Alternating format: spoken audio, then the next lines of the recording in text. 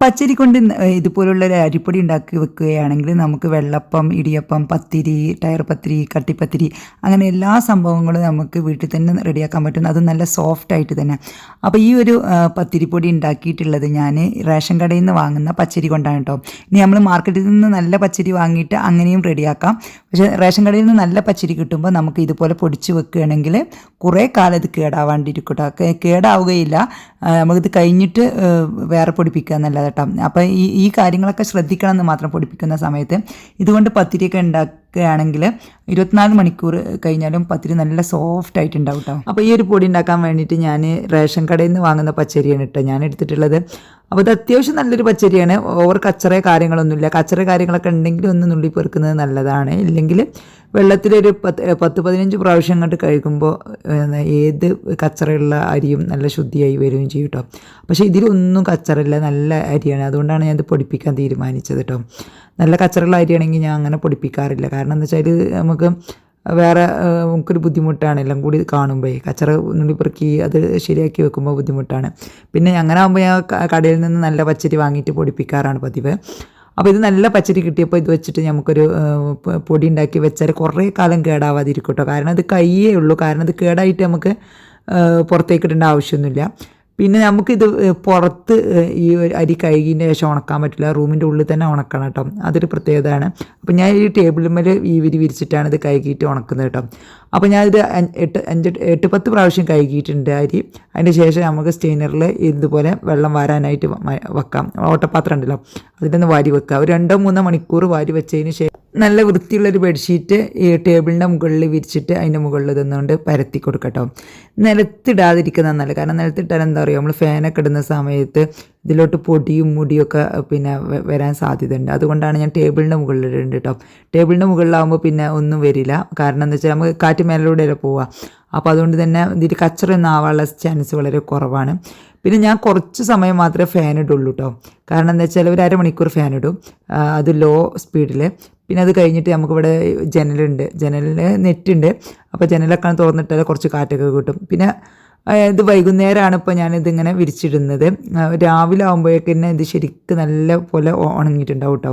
അപ്പോൾ രാവിലെ തന്നെ ഞാൻ സഞ്ചിയിലേക്ക് മാറ്റാറില്ല. ഒരു 24 മണിക്കൂർ ഇതുപോലെ ഇട്ടു കേട്ടോ. കാരണം എന്താ വെച്ചാൽ ഇതിൽ വെള്ളത്തിൻ്റെ അംശം ഉണ്ടെങ്കിൽ നമ്മൾ പൊടി പെട്ടെന്ന് കേടാവാൻ ചാൻസ് ഉണ്ട്. അപ്പോൾ അതുകൊണ്ട് നല്ല പോലെ ഉണങ്ങിയെന്ന് ഉറപ്പ് വരുത്തിയതിന് ശേഷം മാത്രം സഞ്ചിയിലാക്കിയിട്ട് നമുക്ക് മില്ലിൽ കൊണ്ടുപോയി പൊടിപ്പിക്കട്ടോ.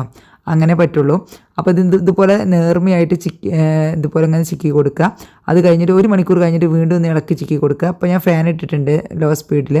ഫാൻ ഇട്ടിട്ട് കുറച്ച് സമയം വെച്ച് കഴിഞ്ഞാൽ ഇത് അത്യാവശ്യം വേഗം ഉണങ്ങി കിട്ടും. നനവ് പോയി കഴിഞ്ഞാൽ പിന്നെ ഫാൻ ഓഫ് ആക്കണം കേട്ടോ. കാരണം ഇത് പാറിപ്പോവും നല്ല സ്പീഡിലൊക്കെ ഫാൻ ഇട്ട് കഴിഞ്ഞാൽ. അപ്പോൾ ഇടയ്ക്കിടയ്ക്ക് ഇതുപോലെ ഒന്ന് ഇളക്കി ചിക്കി കൊടുക്കുക.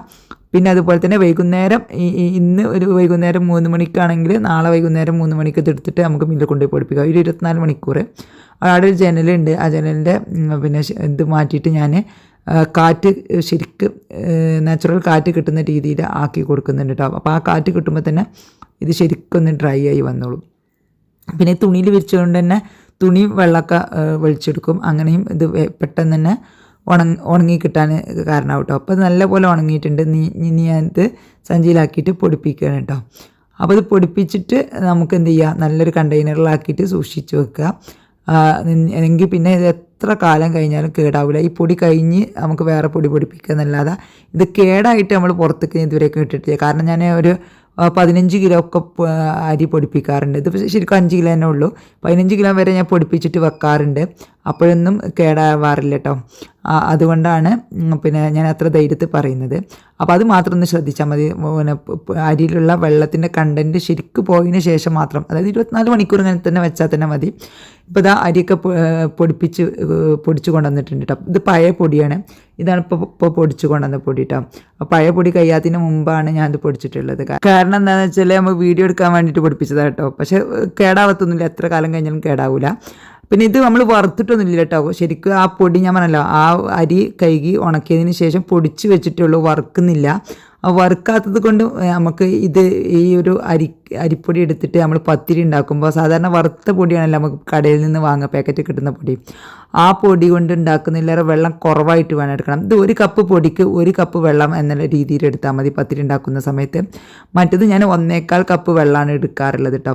അപ്പോൾ ഇത് 2 കപ്പ് അരിപ്പൊടി എടുത്ത് വെച്ചിട്ടുണ്ട് കേട്ടോ. ഇപ്പോൾ ഇതിന് വേണ്ടിയിട്ട് 2 കപ്പ് വെള്ളമാണ് തിളപ്പിച്ചാൻ വെച്ചിട്ടുള്ളത്. ഇതിലോട്ട് നമുക്ക് ഉപ്പും ലേശം വെളിച്ചെണ്ണ വേണമെങ്കിൽ ഒഴിക്കാം, ഓപ്ഷനിലാണ്. ഒഴിച്ചിട്ട് നല്ലപോലെ തിളക്കുന്ന സമയത്ത് നമുക്ക് ഇതിലോട്ട് പൊടി ഇട്ടിട്ട് നല്ലപോലെ ഇളക്കി കൊടുത്തതിന് ശേഷം നമുക്കിന്ന് പൊടി വാട്ടിയെടുക്കണം. നല്ല തിളച്ചതിന് ശേഷം മാത്രമേ ഈ പൊടി ഇടാൻ പാടുള്ളൂ കേട്ടോ. അതിന് ശേഷം നമുക്ക് പൊടി ഇട്ടതിന് ശേഷം നല്ലപോലെ ഇളക്കിയതിന് ശേഷം ഒരു 5 മിനിറ്റ് ഒന്ന് അടച്ച് വെക്കണം കേട്ടോ, ഒന്ന് വേവാൻ വേണ്ടിയിട്ട്. 5 മിനിറ്റിന് ശേഷം തുറന്നിട്ട് നമ്മൾ പത്തിരി മാറ്റ് ഇട്ടിട്ട് നല്ലപോലെ കുഴച്ചിട്ട് നമ്മൾ സാധാരണ പത്തിരി ഉണ്ടാക്കുന്ന രീതിയിൽ പത്തിരി ഉണ്ടാക്കുകയാണെങ്കിൽ നല്ലപോലെ പൊള്ളിച്ച് വരും കേട്ടോ. എന്നിട്ട് നമുക്കിത് 24 മണിക്കൂർ കഴിഞ്ഞാലും നല്ല സോഫ്റ്റ് ആയിരിക്കും കേട്ടോ ഈ ഒരു പത്തിരി. ഇനിയിപ്പോൾ നമ്മൾ കടയിൽ നല്ല ബ്രാൻഡഡ് പൊടി വാങ്ങിയിട്ട് പത്തിരി ഉണ്ടാക്കുകയാണെങ്കിലും കുറച്ച് സമയം ഒരു മണിക്കൂർ 2 മണിക്കൂറൊക്കെ നല്ല സോഫ്റ്റ് ആയിരിക്കും. കുറേ സമയം വെക്കണമെങ്കിൽ ഒരു ബലം വെച്ച പോലെ ഫീൽ ആവാറുണ്ട് കേട്ടോ. ഇതൊന്നുമില്ല, എത്ര സമയം കഴിഞ്ഞാലും പുറത്ത് വെച്ചാലും നല്ല സോഫ്റ്റ് ആയിരിക്കും കേട്ടോ. ഇനി ഇത് വെച്ചിട്ട് എങ്ങനെ വെള്ളപ്പം റെഡിയാക്കുന്നത് നോക്കാം. അതിന് വേണ്ടിയിട്ട് ഞാൻ 1 കപ്പ് അരിപ്പൊടിയാണ് എടുത്തിട്ടുള്ളത്. ഇതൊരു മിക്സിയുടെ ജാറിലോട്ട് ഇട്ട് കൊടുക്കുക. ഇനി ഈ ഒരു കപ്പ് അരിപ്പൊടിക്ക് 1/2 കപ്പ് തേങ്ങ ചിരവിയത് കേട്ടോ. ചോറൊന്നും ചേർക്കണ്ട, തേങ്ങ ചിരവിയത് ചേർത്താൽ മതി. 1/2 കപ്പ് കൂടാനും പാടില്ല, കുറയാനും പാടില്ല കേട്ടോ. തേങ്ങ ചിരവിയത് കൂടിയാലും കുറഞ്ഞാലും വെള്ളപ്പം ശരിയാവില്ല. ഇനി 1/2 ടീസ്പൂൺ ഉപ്പും 1 ടേബിൾ സ്പൂൺ പഞ്ചസാരയും 1/2 ടീസ്പൂണ് അപ്പക്കാരുണ്ടല്ലോ സോഡാപ്പൊടി, അതും കൂടി ചേർക്കുക. ഇല്ലെങ്കിൽ ഈസ്റ്റ് ചേർത്താലും മതി, ഏതെങ്കിലും ഒന്ന് ചേർക്കുക. ഇനി 1 കപ്പ് വെള്ളം, കറക്റ്റ് 1 കപ്പ്, നമ്മൾ എത്രയാണോ അരിപ്പൊടി എടുത്തത് അത്ര അതേ അളവിൽ വെള്ളം എടുക്കുക. ഇനിയിപ്പോൾ നിങ്ങൾക്ക് ഇതിലേറെ കൂടുതൽ വേണമെന്നുണ്ടെങ്കിൽ 2 കപ്പ് അരിപ്പൊടിയാണെങ്കിൽ 2 കപ്പ് വെള്ളം ഒക്കെ ഡബിളായിട്ട് എടുക്കുക കേട്ടോ. ഇനി നമുക്കിത് നല്ലപോലെ ജസ്റ്റ് ഒന്ന് ഗ്രൈൻഡ് ചെയ്തെടുത്തിട്ട് നമ്മൾ ആ തേങ്ങ ഒന്ന് അരച്ചെടുത്താൽ മതി. അതിന് ശേഷം നമുക്ക് ഈ ഒരു ബൗളിലോട്ട് ഒഴിച്ചിട്ട് ഒരു 1/2 മണിക്കൂർ റെസ്റ്റ് ചെയ്യാൻ വെക്കാം കേട്ടോ. സോഡാപ്പൊടിയാണ് ചേർത്തെങ്കിൽ നമുക്ക് അപ്പം തന്നെ ചുട്ടെടുക്കാം, കൂടുതൽ സമയം വെക്കേണ്ട ആവശ്യമൊന്നുമില്ല.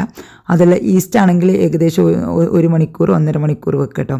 അതിന് ശേഷം നമുക്ക് പാലപ്പച്ചട്ടിയിൽ ഇതുപോലെ ഒഴിച്ചിട്ട് നമുക്കത് ചുറ്റിച്ചെടുത്തിട്ട് സാധാരണ വെള്ളപ്പും പാലപ്പൊക്കെ ചുട്ടെടുക്കുന്ന പോലെ തന്നെ ചുട്ടെടുക്കാം കേട്ടോ.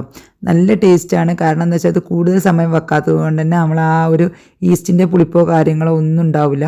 നല്ല അടിപൊളി ടേസ്റ്റാണ് കേട്ടോ. ഈ ഒരു അരിപ്പൊടി വെച്ചിട്ട് നമുക്ക് ടയർ പത്തിരി, അതുപോലെ കട്ടിപ്പത്തിരി, പൊരിച്ച പത്തിരി, ഇടിയപ്പം ഒക്കെ നല്ല സോഫ്റ്റ് ആയിട്ട് ഉണ്ടാക്കാൻ പറ്റും കേട്ടോ. ഇത് കണ്ട പാലപ്പൊക്കെ കണ്ടില്ല, നല്ല സോഫ്റ്റ് ആയിട്ടുണ്ട്.